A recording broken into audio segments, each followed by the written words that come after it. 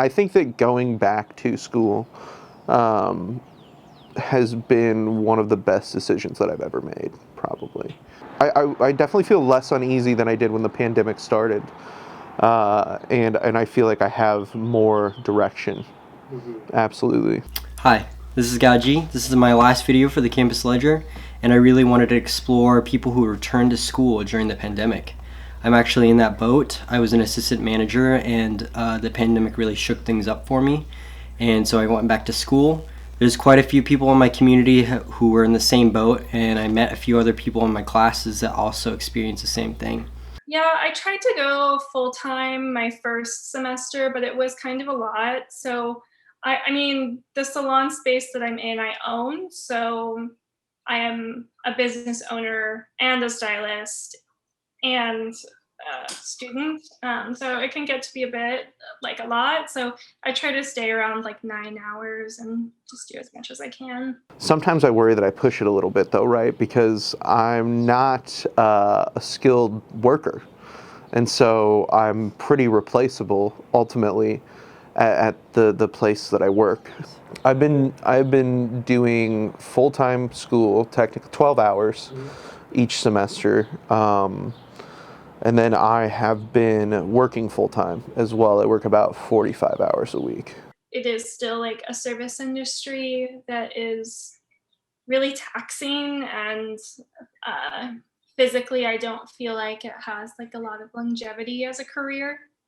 I have like an autonomic nervous disorder, and I like just know that as a person I can't continue to work service industry jobs. I need something that's like a little bit more, that will offer me insurance and pay me better, and honestly that I could like perhaps work from home sometimes, or just like give me certain flexibilities. And when the pandemic hit, it really kind of just like sobered me to that fact that, yeah, like if I were to get sick or something like that, I wouldn't have some of the things that I need. Something I've been performing stand-up comedy for the last 7 years now. So that was really my main focus, specifically with what I was doing before, excuse me, which was performing all the time, almost every night, in some fashion. It was all gone. I didn't have anything else to do. And I sort of came to this realization that the thing that I was working towards before was very fickle, which I knew it was already because it's entertainment stuff, you know, and that's always sort of,